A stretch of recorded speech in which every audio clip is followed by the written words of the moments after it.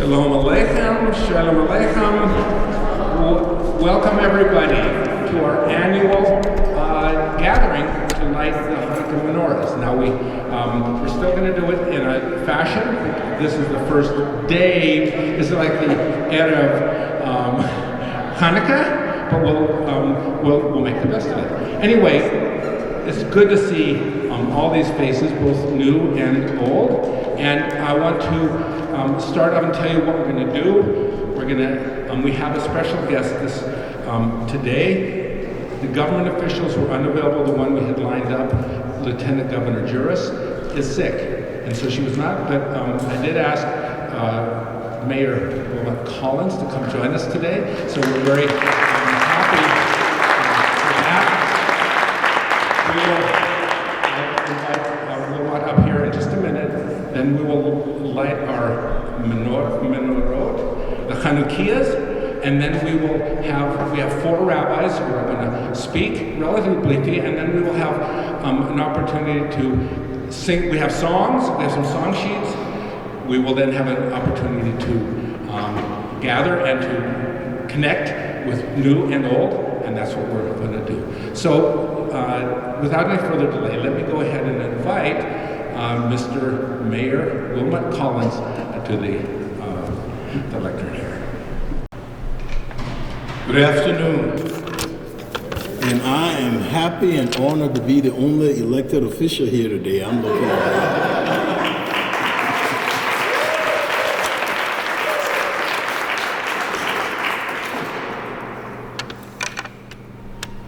Thanks for having me here today. Ladies and gentlemen, distinguished guests, and honored members of the Montana Association of Jewish Communities. It is with great pleasure and deep respect that I extend a warm welcome to each and every one of you as we gather here in the beautiful city of Helena. Montana has always been a land of rich diversity where different cultures, traditions, faith have found a place to flourish and thrive. The inclusion of the Montana Association of Jewish Communities into the midst only serves to enhance the tapestry of Jewish community, enhance the tapestry of our collective identity. And as we are honored to open our arms to this esteemed body, the values of compassion, justice, and unity that are central to the Jewish faith resonate deeply within the spirit of Montana. By joining hands with the association, we reaffirm our commitment to fostering a culture of understanding, respect, solidarity that transcends all boundaries. I want to express my heartfelt gratitude to you all, and I want to invite you to make this your home. I'm confident that our city will be all the more vibrant and enriched by your presence. And I eagerly anticipate the opportunities for dialogue, collaboration, and mutual understanding that lie ahead. If you're from outside of Helena, which I know most of you are, I say enjoy our historic downtown. And I personally say welcome to Helena and thank you for honoring us with your presence.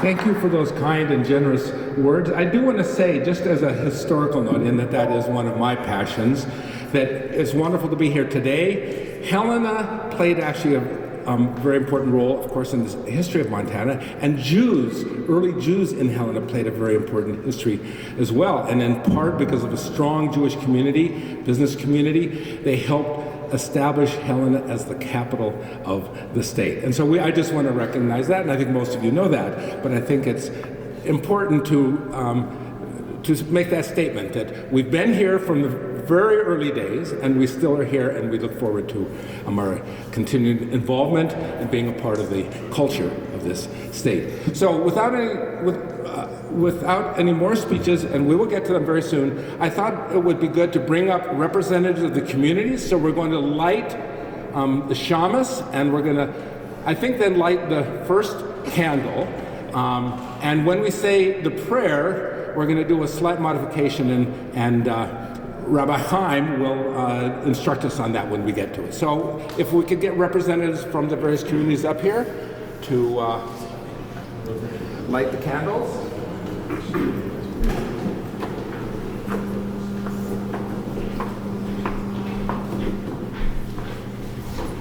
Just going to do a shot.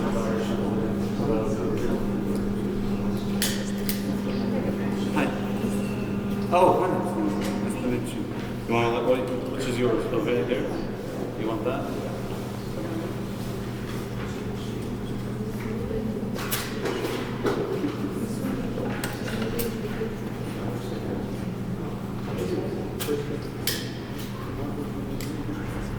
Where's the song? Where's the song sheets? Oh, we get in. You might want to give it to people.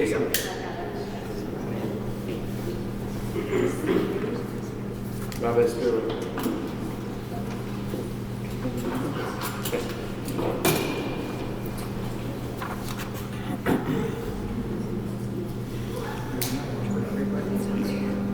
I think we're just handing out some sheets with the blessing on it. It doesn't have the blessing on it. Oh, these are song sheets? These are song sheets. So we'll get them. Everyone got their calendar? Baruch atah Hashem Elokeinu melech haolam asher kiddushanu b'mitzvosai v'tzivanu lehadlik ner Hanukkah. Baruch atah Hashem Elokeinu melech haolam she'asa nisim b'avoseinu b'yamim hahem b'zman hazeh. Baruch atah Hashem Elokeinu melech haolam she'hechiyanu v'kimanu v'hiyanu l'zman hazeh.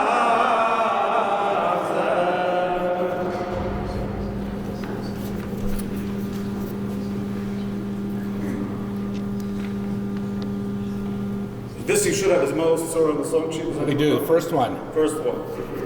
Ma'osor Yeshuati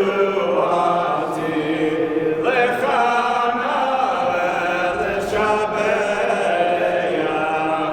tikom beit tefilati v'sham toda nezabeya li'ez tachin mateya mitzor ha'mabeya azek mar b'shir mizmor Chanukah la'mizbeya azek mar b'shir mizmor Let's see that for a second. Chanukah la'mizbeya. Should we do one more? Sure, let's do one Let's more. do one that everyone knows. It's on page 3. If you turn, well, you guys hopefully will. It's called dreidel. You ever heard of that? I have a little dreidel. I made it out of clay. And when it's dry and ready, oh dreidel, I shall play. Oh dreidel, dreidel, dreidel. I made it out of clay. And when it's dry and ready, oh dreidel, I shall play. Oh dreidel, dreidel, dreidel. I made it out of clay. And when it's dry and ready, oh dreidel, I shall play. What's next? Why don't we do on the Hanukkah at the bottom of 2, and we have it in both Yiddish and in English. Okay. Oh, yeah, what are we going to do? Oy Hanukkah, Hanukkah, Yantiv Hashem, Hanukkah, Hanukkah, Tov HaChazayim, Ale Nachman, you don't know Yiddish?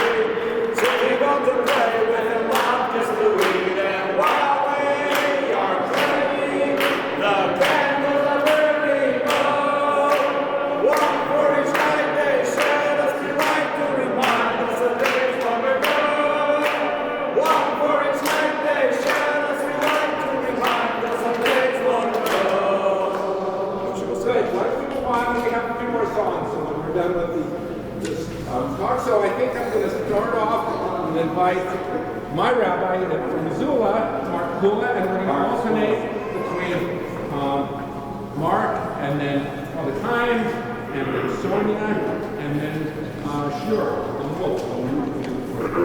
Let's. I don't know, I think can you hear me? Yeah. Okay. Wonderful acoustics.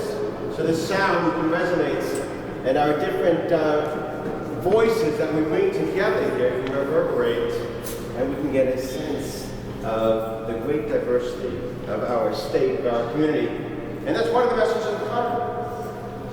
About 2 millennia ago, there were academies, these 2 rabbinic academies led by Shammai and Hillel, and they debated about what would be the best practice for lighting the Hanukkah. How do we remember this holiday?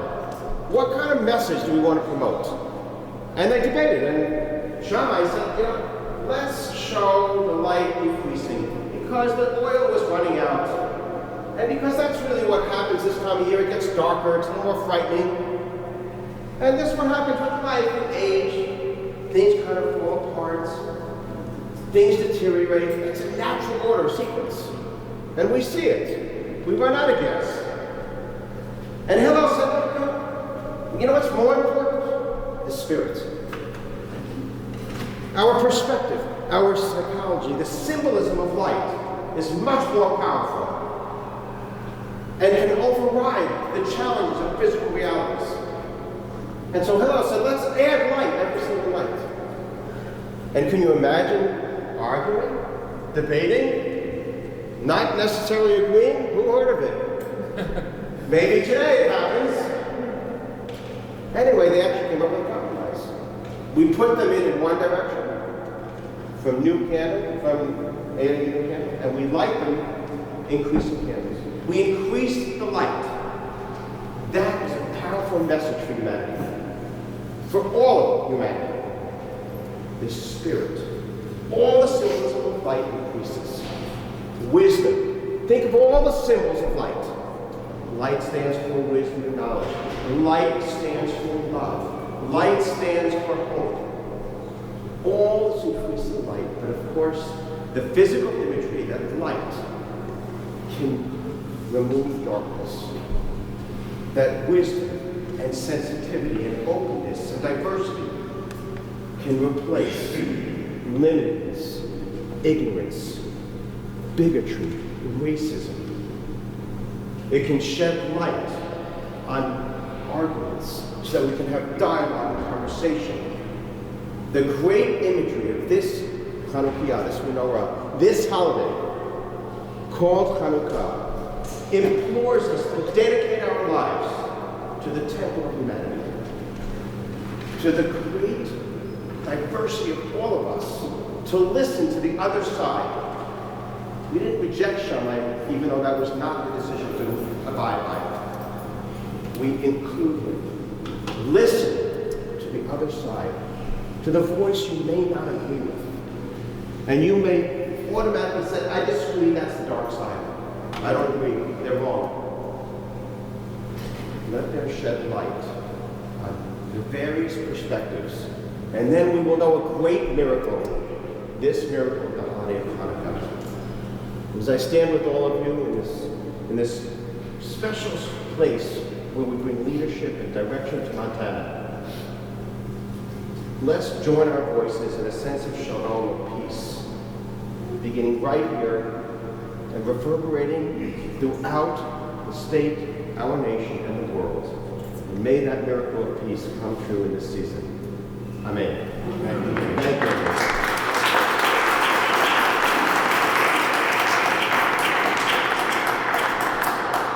First and foremost, we got to get into the spirit a little bit, so say after me, Afreilichem Hanukkah. Or Happy Hanukkah. Happy Hanukkah. So first and foremost, I want to just recognize something incredible, and that is Eric, our friend Eric Stern is sitting right here, and it was 18 years ago, Hanukkah of 2005, I was schlepping across Montana with my sister Rachel. I couldn't find any yeshiva students that wanted to join me. They looked at the weather and they offered to go to the Caribbean to help Chabad houses, and like, who wants to go to Montana in December? So I said to my sister, what are you doing for winter break?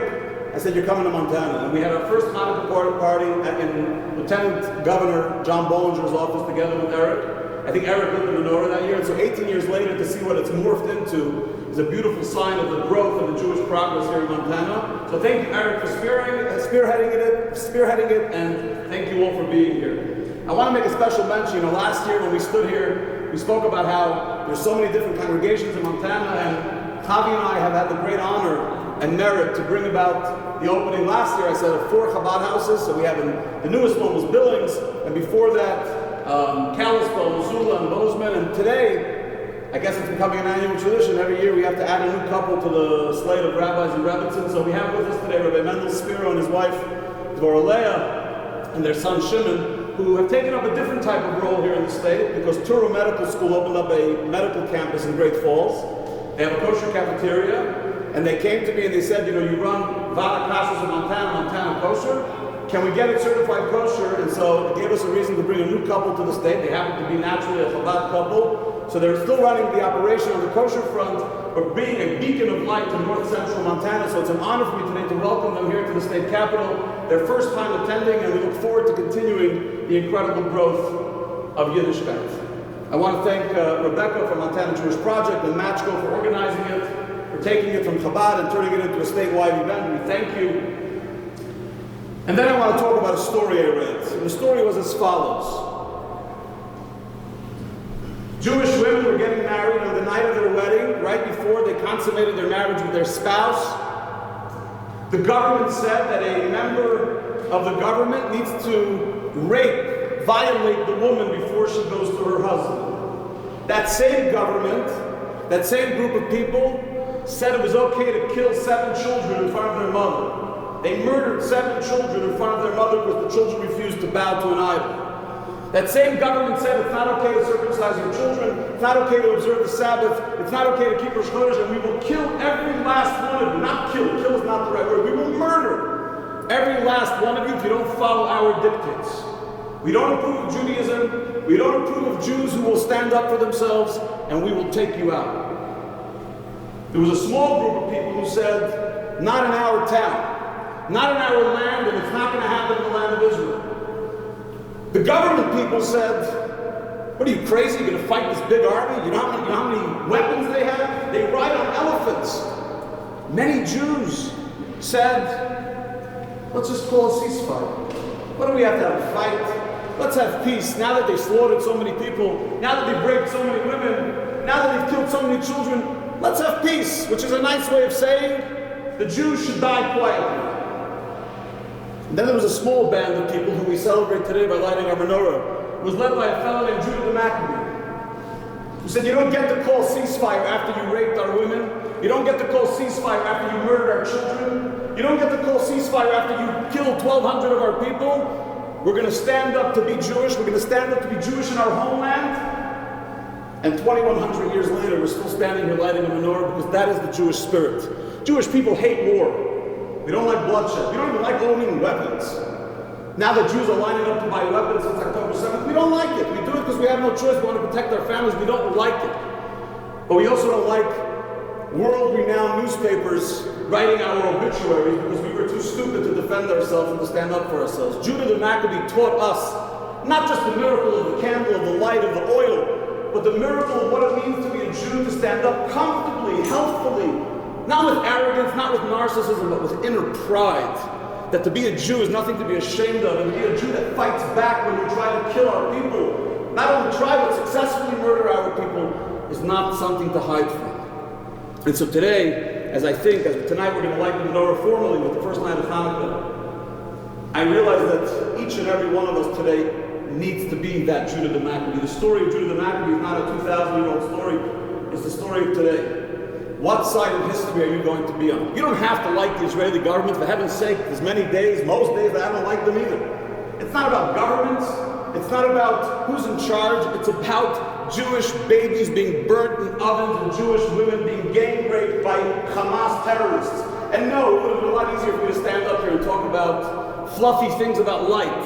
But this is a real thing we've been dealing with for 8 weeks, where our brothers and sisters are under attack, and there's too many people Thank God not too many in Montana, but too many people in our country who think it's hip and cool and woke to talk about the Jewish people as if somehow we are the problem. We are not the problem. I never met anyone that said, ooh, I better not go into that neighborhood, it's a Jewish neighborhood.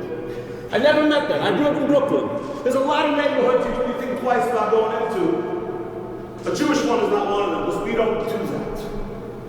And so it's okay, it doesn't matter where you stand on the political side of things, this is not a political issue. It's a realignment of society between good and evil, and we each have a choice to make. Are we going to be Jews or not? My son, Manny, is 10 years old, he's a black child. I used to think his biggest concern was that he'll grow up in America as a black child, and maybe one day get pulled over by the wrong police officer, and his life could be in jeopardy. That changed October 7th. The least of his problems is his skin color. The biggest problem is his yarmulke and tzitzis that he's wearing, and the fact that people are roaming our Ivy League institutions telling intifada and death to the Jews and whatever else they're spewing. So we're not going to duck, we're not going to hide, we're going to be strong, we're going to be determined, we're going to light our menorahs, and even in our windows. And we're going to make sure the world knows that we stand on the side of good, the side of brightness, the side of humanity. You don't have to be Jewish to understand this, you just have to be a human being with a beating heart. And next year when I stand here, we're going to be able to say proudly and openly, not only that in theory the Jewish people are still around, but that Am Yisrael Chai, we're stronger and better than ever before. I'm going to take a risk here that Bert might throw me out the building. You're not in charge, right? The government has security. I think it's important. We've never done this before, but I think today it's vital that we should sing those eternal words of Am Yisrael Chai, the Jewish people live. So join me for 1 minute to sing together. Am Yisrael Chai, Am Yisrael Chai. The Jewish people live. Am Yisrael.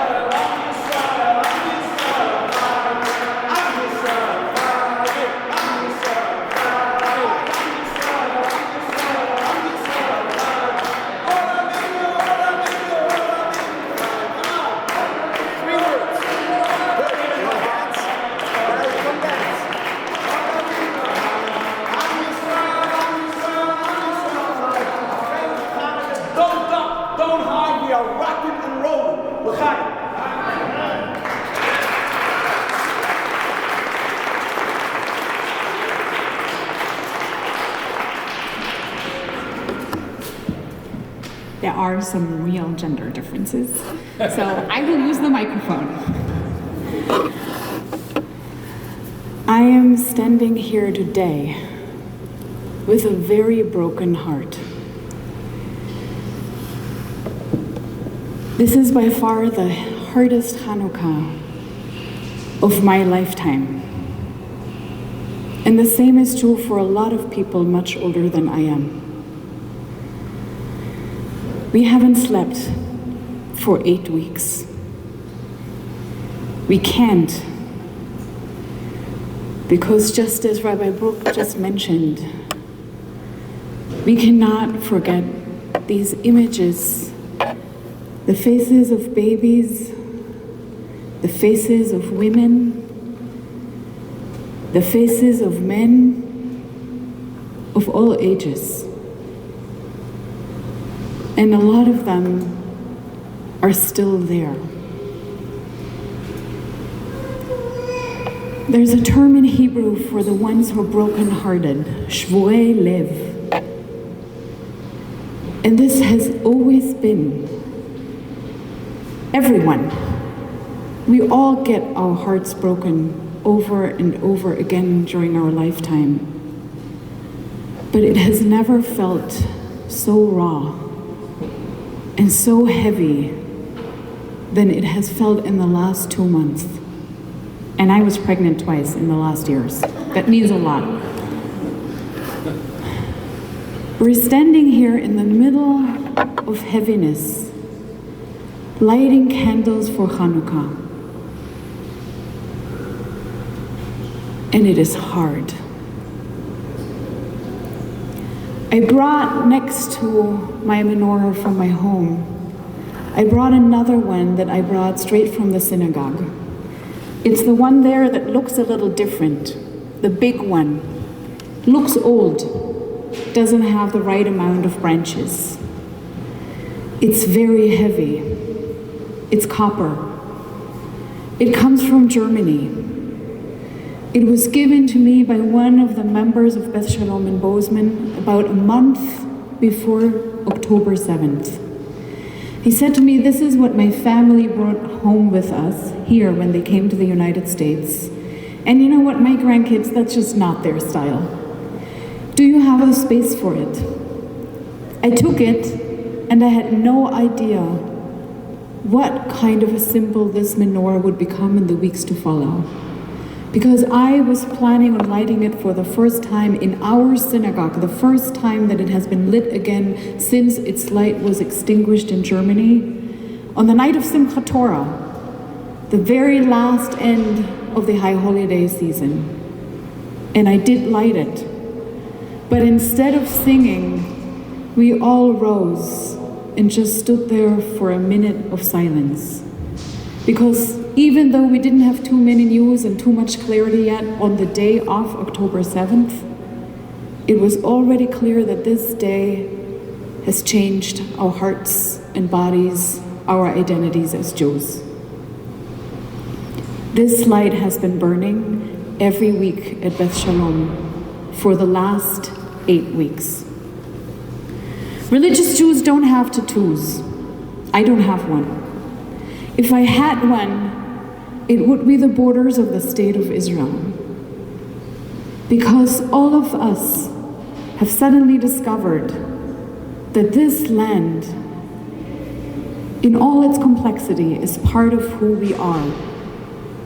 And that if it is in pain, we are in pain.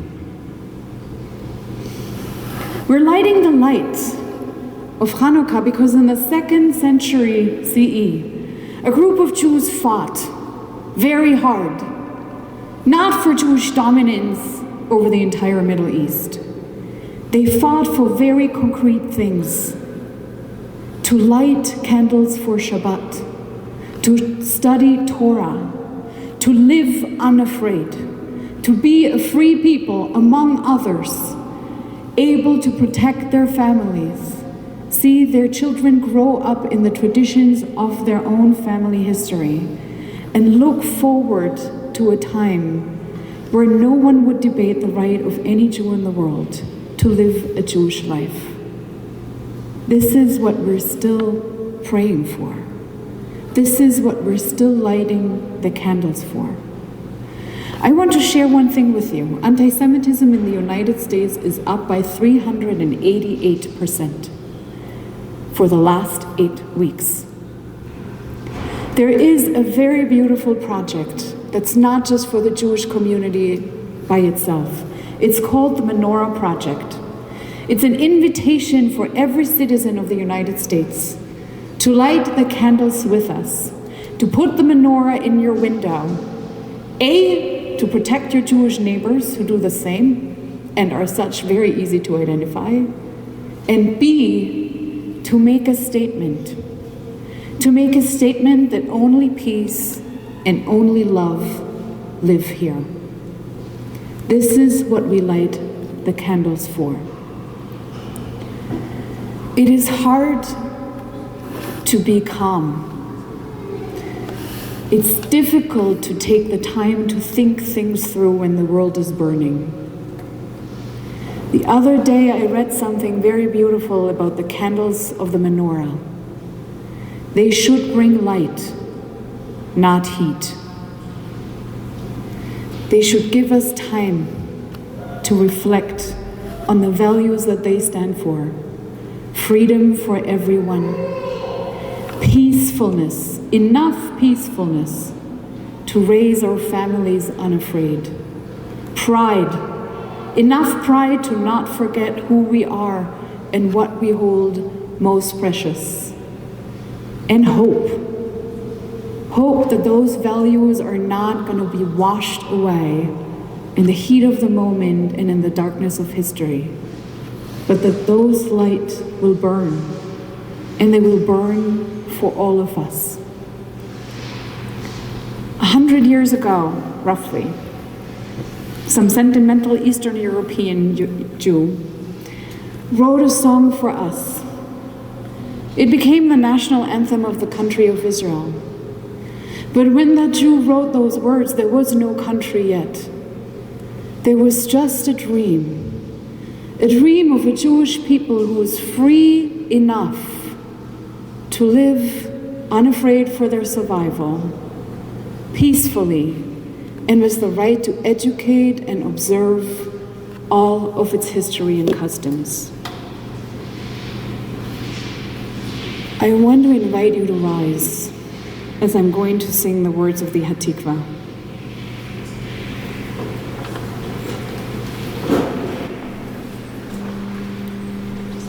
May those words have an eternal echo. Kolot balevav pnima, nefesh Yehudi homiya, ulfatei mizrach kadima, ayin letzion sofi.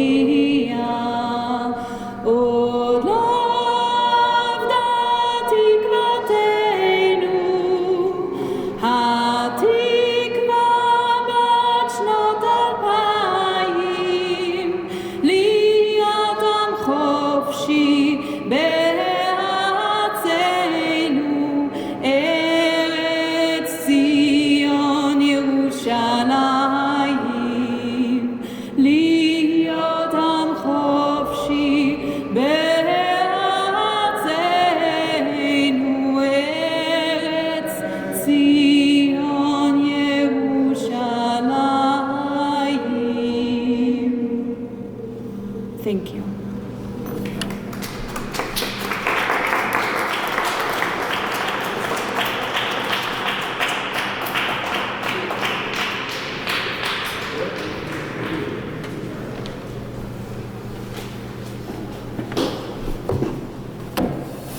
Happy Hanukkah, everybody.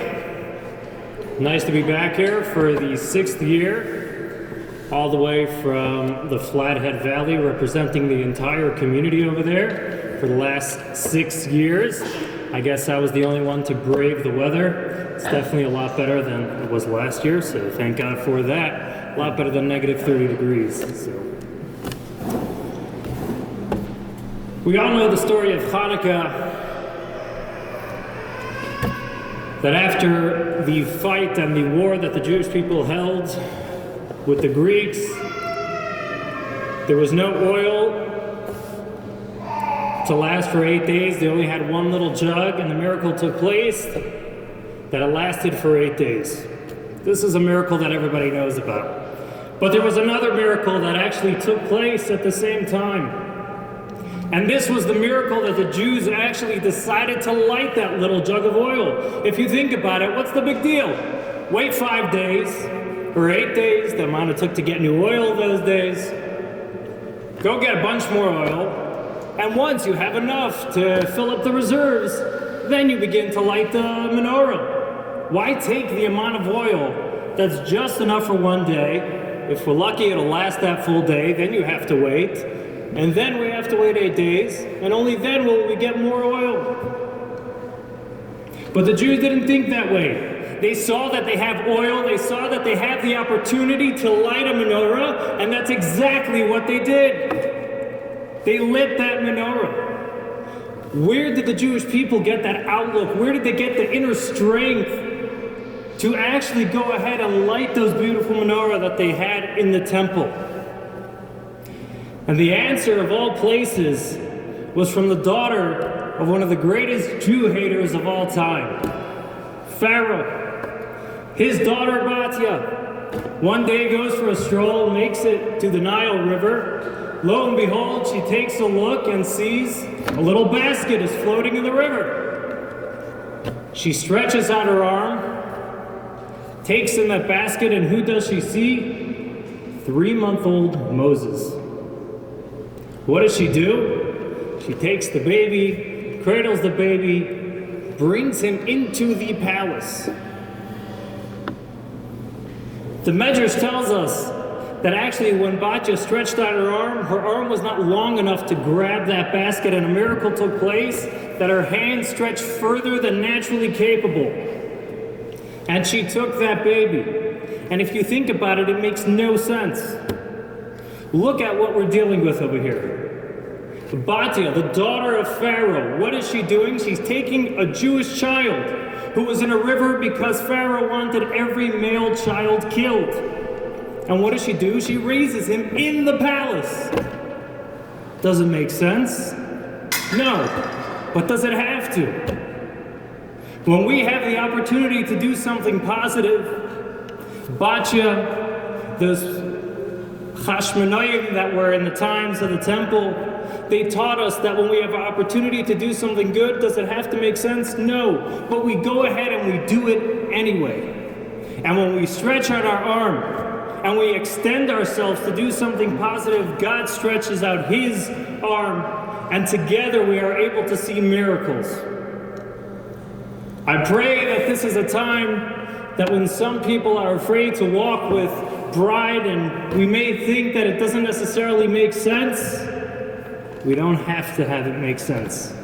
We go above what's comfortable for us, and God will extend His arm and show His personal miracles to every single one of us. I want to invite everybody to the table over here. Thanks to Chabad Bozeman, we have some latkes, some menorahs, some candles if you need. Happy Hanukkah.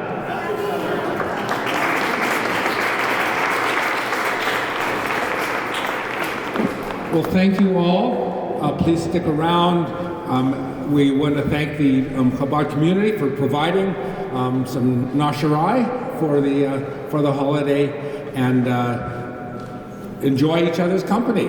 Thank you all for coming. Thank you for being here, and take those messages. I think we had a wonderful diversity of messages today, and carry those in your heart and in your mind, and carry them on through every day of the year.